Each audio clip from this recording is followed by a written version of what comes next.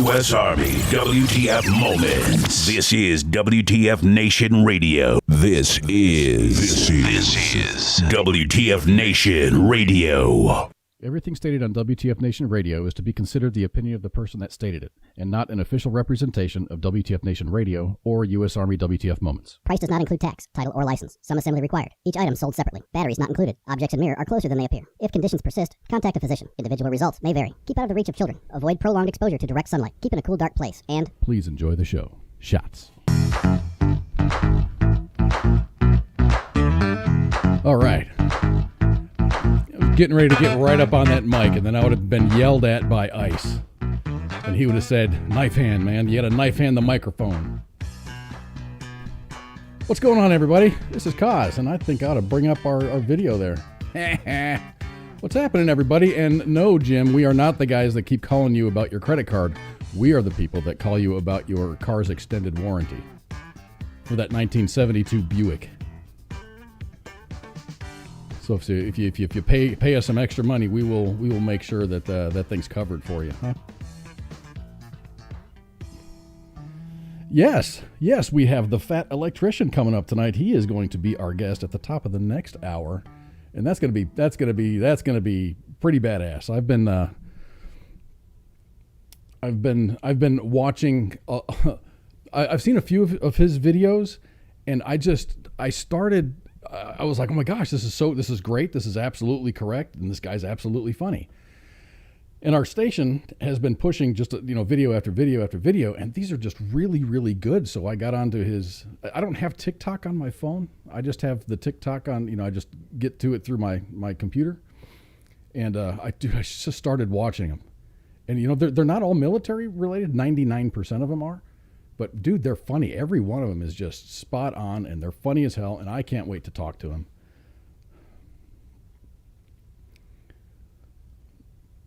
So I'd like to start off the show by saying happy birthday, Air Force. Happy birthday to the Air Force. The official Air Force birthday is recognized as tomorrow, September 18th. September 18th, 1947... was the date of passage of the National Security Act of 1947. The 74th Air Force Day will be celebrated tomorrow, on the 18th. So happy birthday. 74 years old. What's up, Trevor?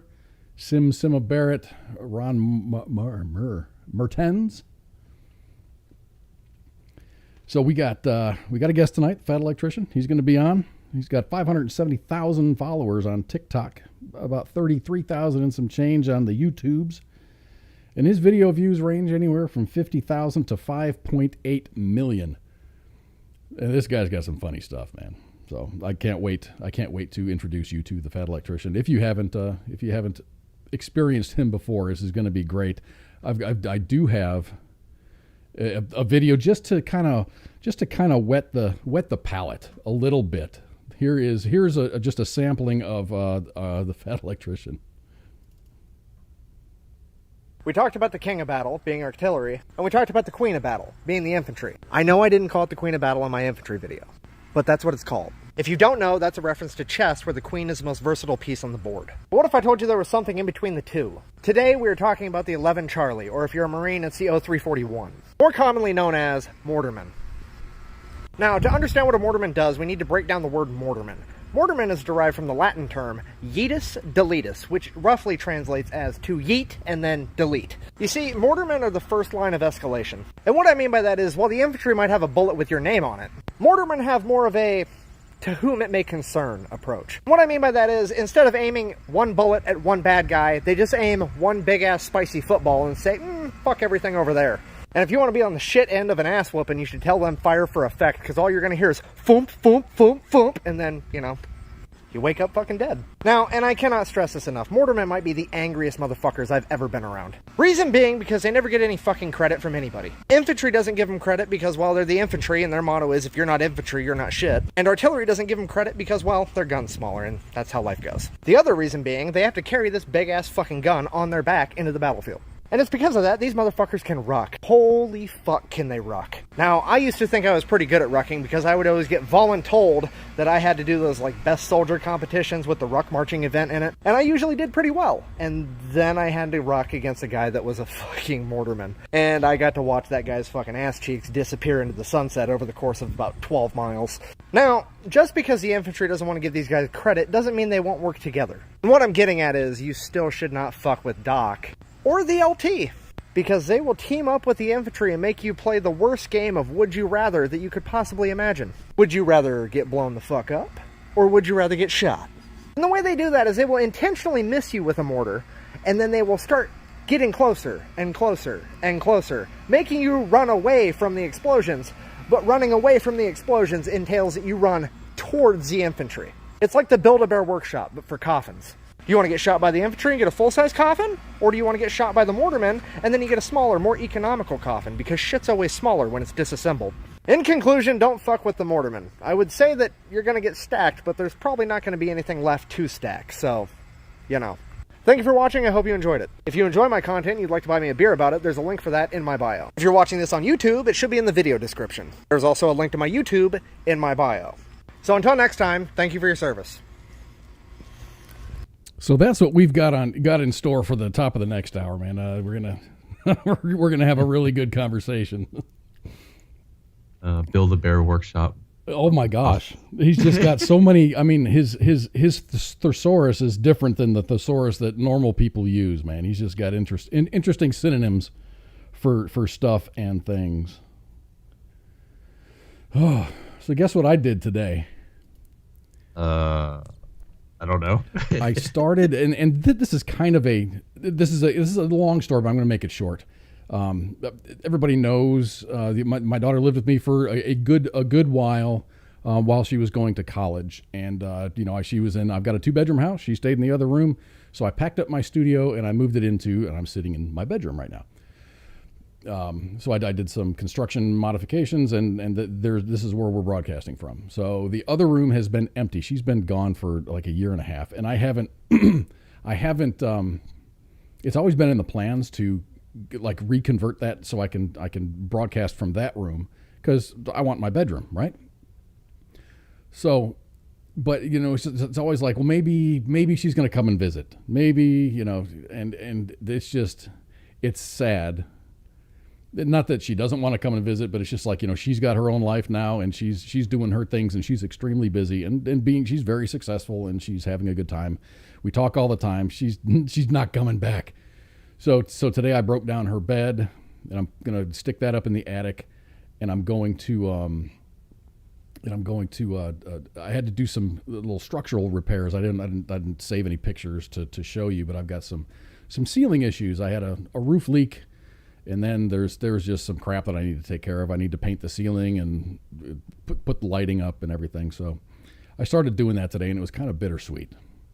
So it was hard. We've been riddled with technical issues for probably since the beginning of my broadcasting, which has been a few years, a couple years at least. So finally I've been saving up a little bit here and there in the goals to buy a new computer. So I finally pulled the trigger on that, bought a new computer. The only thing is it's going to take 8 freaking weeks for it to get here because of supply side issues. The damn the graphics processing or the graphics processors, the GPUs are in short supply, so it's going to take 8 weeks to show up. So I've got 8 weeks to get that room ready to actually do business in, and it's gonna be cool. It's not gonna be super fantastic, awesome like Pop Culture Warriors got, but it's gonna be a very functional room, and it's kind of it's empty nesting. It's an empty nester. Both my kids are grown and moved out, and so yeah. So what beat me to it? I didn't want to be like sound like the bad guy, No. So hopefully within a few weeks, I think I can wrap it up in a few weeks. I've got to do some ceiling repairs, which is drywall replacement. And I'm not that good at drywall. And I'm a perfectionist, which really sucks. So it might take me longer. It'll definitely take me longer than it ought to. But it's going to look good when I'm done.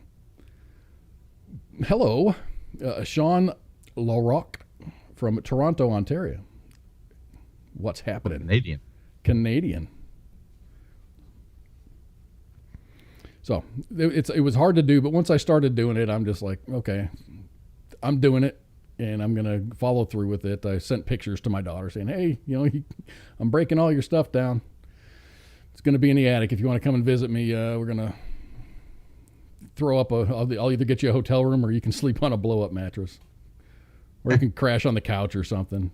Get one of those high-speed day beds that do all the crazy shit. Looks like a couch, Oh, the futons? Yes, that's what futons are. A futon would work in there. A futon would definitely work. Maybe put a TV up on the wall or something and just kind of make it a media room. It'll be fun. It'll be fun. It's going to look good, and I'm going to be happy with it.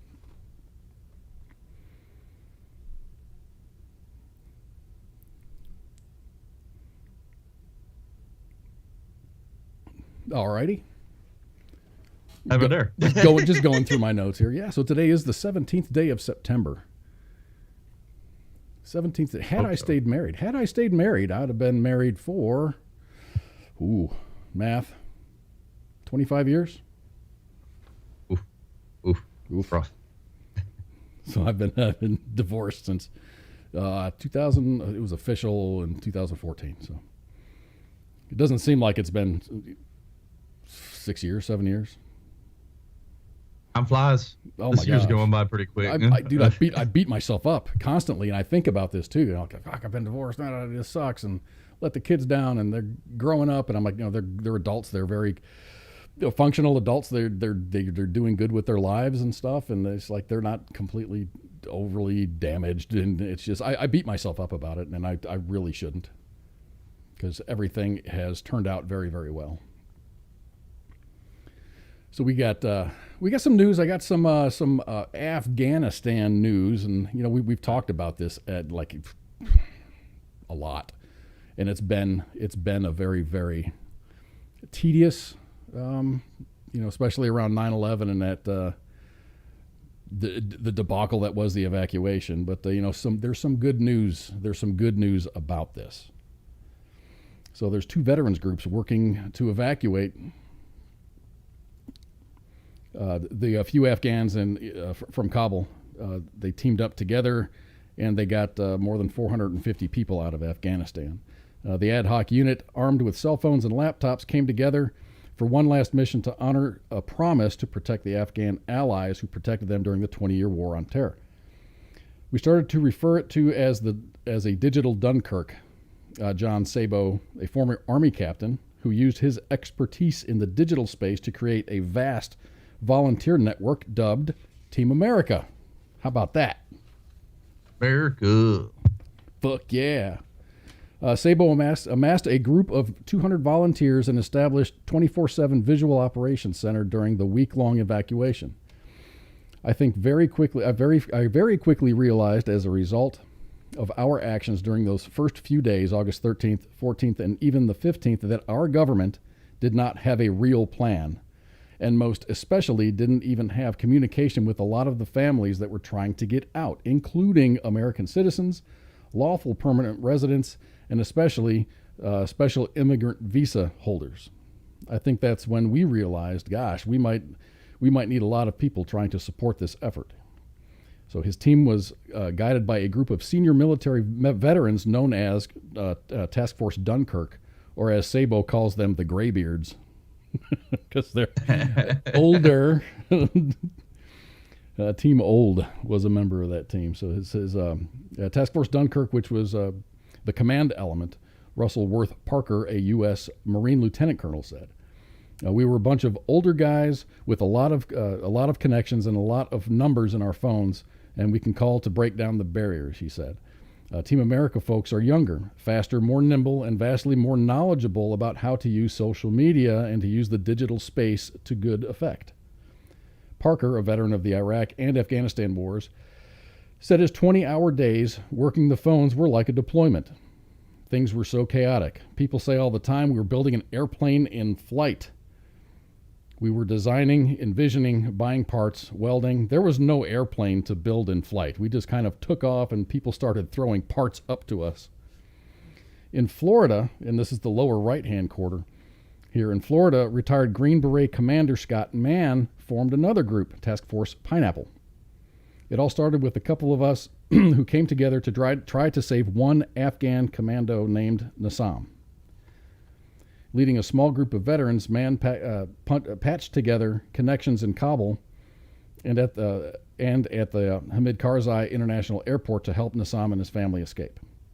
Although American troops have left Afghanistan, Sabo, Parker, and Mann all say that the mission is not over. After the evacuation team, America started a nonprofit organization to continue working with Afghan families that are still behind. We're trying to continue to do what we've been doing, said Parker, whose task force will continue to advise Team America, leverage our experience and our connections and knowledge base to support their energy and focus and ability to move mountains with the power of the internet. So I read this story and I'm like, Scott Mann. Where do I know this name from? He sounds familiar. I've heard that name before. I see his picture up there and I'm like, damn, he looks familiar. And then it hit me. That's the same Scott Mann that was on Pop Culture Warrior. He was the creator of Last Out, Elegy of the Green Beret. If you haven't had a chance to see that, that's pretty awesome. It's a multi-part play. It's a stage play. And yes, I saw that. That was good, man. I'm really happy. I mean, the thing is, when you get out of the military, you just got, it's like they say, your mission is to find a mission, find something to do. You just can't be bored. You just can't sit around and do nothing. And Scott Mann has done that in spades. Not only with Last Out, Elegy of a Green Beret, but I mean with this effort, with all the folks in Afghanistan. There was a lot of there were some I think newsmen, like in the last picture there's a picture of a Sabo up here in the upper left hand corner. That was right before he lost his shit. and the interview at Newsmax just kind of cut him off, and because he's just like, he's saying we've been over there for multiple administrations, and he was talking about President Trump being particularly weak over there, and the Newsmax correspondent cut him off and then yelled at him off, or the correspondent was on camera and Joe Sabo wasn't, saying, "You're not going to use my platform to badmouth President Trump." Brr. Oh yeah. Don't talk about that orange man. So man, that must have been, I mean, to have hundreds of people involved, you'd have to have people on the ground. You'd have to have just people on the phones and just calling people who they know, or just using their network of connections to help get these people out of the country, knowing that the government didn't really have a plan. And I'm glad it worked out. Unfortunately, there's still probably hundreds, maybe even thousands of families, families of Terps, families of other, military members that are just, I don't know, scared shitless over there. I would be. I mean, good shit's not going to be happening if they get busted or caught, right? Got to slow down. My mouth is dry. I see what Jim Handy posted. Yes, that turned out to be true with a whole bombing thing. Oh, just with the well, there was the bombing happened. Pentagon said it was successful, and then word was coming back like, no, there were civilians and children killed. And the Pentagon was like, no, and then they kind of changed their tune. That happened today? It was all over the news today. I think CNN had it, NPR had it, all the big national syndicates, pretty much. I mean, I'm not shocked, but I'll digress from that story. I don't even want to get into it. French are doing better than we are, man. That's my the gosh. sad part about it. Thank you for the kind word, Heather. Yeah, Joe says the Newsmax host acted like the biggest punk hypocrite to Joe Sabo. Total bitch move. And that's been, if you look up Joe Sabo, the first page or two is just video of that interview, that small section of the interview, like 40 seconds worth of that. I don't really watch Newsmax, so I don't really even know much. Is it like a One American Network kind of thing, or Newsmax? Yeah, Newsmax is a news entity. Sometimes they do some of the far-reaching stuff. The Monsanto's turning the frogs gay type. Oh, okay. So there's like they're an kind InfoWars they're kind of on the InfoWars side of logic. So they don't get a lot of attention paid to them. I'm not saying that they're wrong. I'm saying they don't get it right all the time. So in all of that stuff, it's like reading the National Enquirer. Gotcha. It's a context thing, but small morsels inside of them might be correct. Factual, yeah, I got you. Yeah, it's like I used to watch when One American Network first came out. I started watching that for a while, and I was like, wow, they're really riding Trump's dick hard right now. And I was just like, okay, well, I got to get away from this. Like, that's why, I'm mad that Al Jazeera is no longer on. Most syndicated, most cable companies don't carry it no more. Because I was actually getting more reliable news from Al Jazeera than I was from the American news sources at that point. Huh? Yeah, when I watched TV, I turned off most of the news networks. One American News was good, but then they started turning to be more partisan to the right. Al Jazeera is kind of middle of the road, just middle of the road to the left a little bit, but it was all based on Islam. Somewhat journalism. It was somewhat journalism. I used to like Sky News. Sky News started sucking. BBC used to be good, then they started sucking. So it's just I do a lot of reading, and then I do the compare news and see where the differences are, see where the similarities are, and then go from there. I try to get all the facts. It's a lot of extra work, but I don't have to hear some talking head, telling me what I'm supposed to feel about certain situations and certain subjects. Yeah, watching a 45-minute opinion piece with 5 people arguing amongst each other about it. Just give me the information, let me divulge the information, let me come to my conclusion at that point. Huh? Oh, Heather, I'm sorry you're not doing too well. She says, I miss being with you on Facebook. And she says, I wanted to share how I feel because I never know how long I have. And your works with the veteran community and military are important. Thank you very much, Heather. Thank you very, very much. Those comments mean the world to us. Thank you very much. And I hope you're doing well.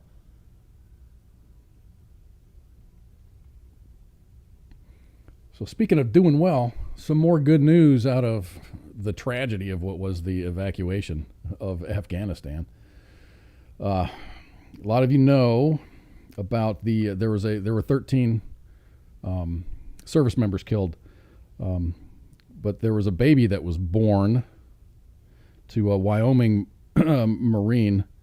His name is Riley McCollum, Lance Corporal Riley McCollum. So there's a picture of Lance Corporal Riley McCollum and his brand new baby daughter.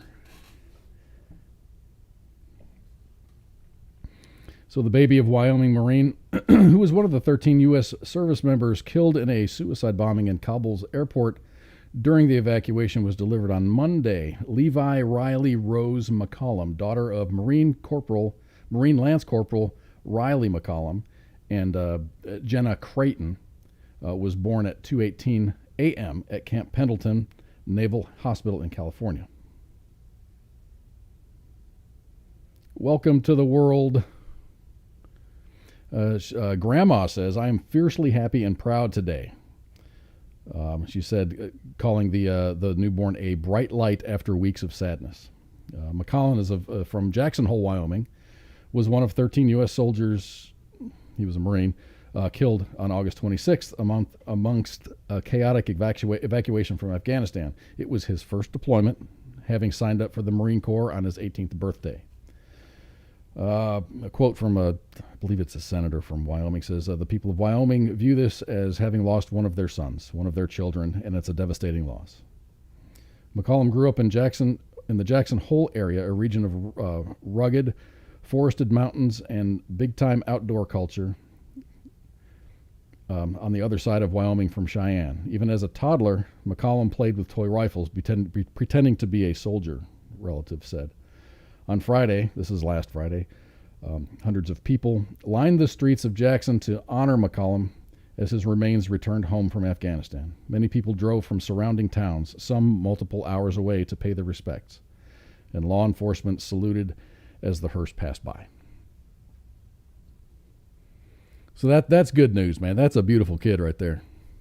And we were talking like, newborn. What do you say? Newborns look like gremlins? Goblins. Gremlins. All of them look like goblins when they're born. I really do think that. But I mean, that's an all right looking baby, I guess, if you want to put it to my standards at that point. But, little children freak me out. Yeah, I think this,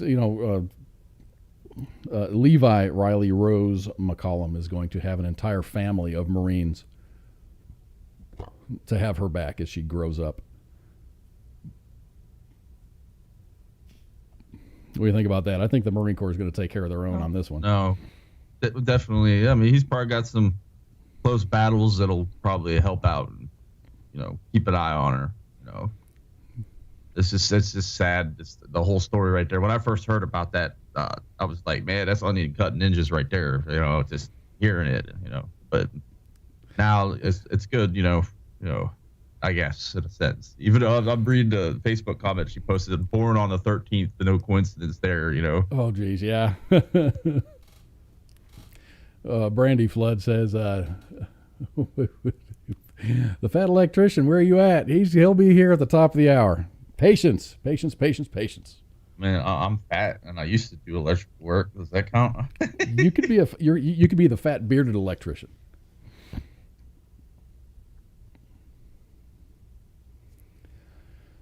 Yeah, William, I don't know what you said. You're kind of getting jacked over by the VA because your MRI results got back and they're giving you physical therapy. Well, you got to start somewhere, right? Yeah, dude. Got to start somewhere. So Thomas Rasmussen says, this could have been avoided. This fucking administration deserves to be tried for treason. I don't think the entire fault of this falls on one administration. I think this has gone over 4 administrations, and everyone's got their equal parts of blame. Granted, the way that this was carried out was definitely not the right way. I think partially. I mean, the reason why President Trump didn't want to evacuate just everybody because he knew that this was going to happen.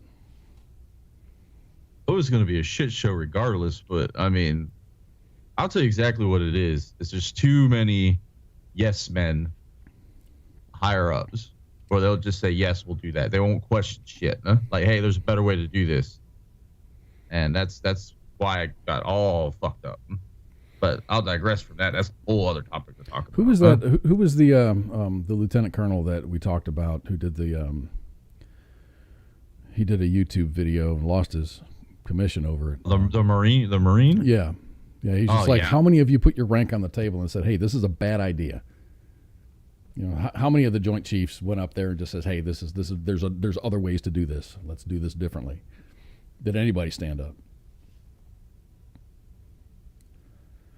Oh, right. And I agree that too. Why would you get rid of Bagram and then say, nah, we're going to use Kabul? You don't do that. None of it made sense. Schuler, that's right, Lieutenant Colonel Schuler. Yeah, he was on a tyrant there. I mean, I just read some, even on TikTok against some weird stuff, and then I guess I saw what was it, the memo that he was written up for reprimand or whatever it was. That was he brutal. wrote a memo. I was like, man, this dude is savage. It was brutal. brutal. I had leadership like that while I was in the military. I really do. He's like, the reason, because I guess when you resign your commission, you have to give reasons, and the reason is I don't have faith in your leadership. Because the reason, and the thing is why that was so brutal, is because the reason why he was removed from his leadership position, he was a battalion commander, was the Marine Corps said, we don't have faith in your leadership abilities. And he kind of returned and kind of said, I don't know, the same thing back to them.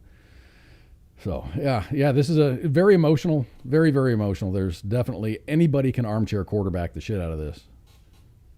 Anybody it's like can. how everyone became foreign geopolitical, master's degrees overnight, pretty much. Like, oh, I know everything about foreign politics when this started happening. Everyone's a Facebook lawyer or a doctor or an immunologist or a foreign affairs expert. Oh, yeah, that's what I was trying to get out. Foreign affairs. I'm going around on my words tonight. Ugh. Yeah, I mean, we got 30 minutes to kill, and I got one story left. What the hell? Oh no. So I didn't get a list of like upcoming shows that we like to call housekeeping. So I don't know if we have any guests coming up. All I know is that we have a guest coming up in about 30 minutes. And we have shows 2 nights a week. You can check out Pop Culture Warrior with CQ and Radar on Tuesdays, and then back on Fridays for Friday Night Freedom with me and Pookie.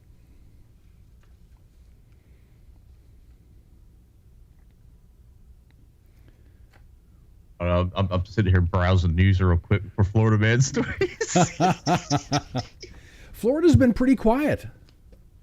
Surprisingly, it has. I have not seen any crazy. I think the craziest one that I saw, I think it was maybe a month or two ago. There was a woman driving down the road, had her husband or boyfriend in a dog cage in the back of the truck. Like, it was this one of those role play submissive men type things? I don't know the whole story behind it. I just kind of saw it on TikTok. I was like, what, really? Wow.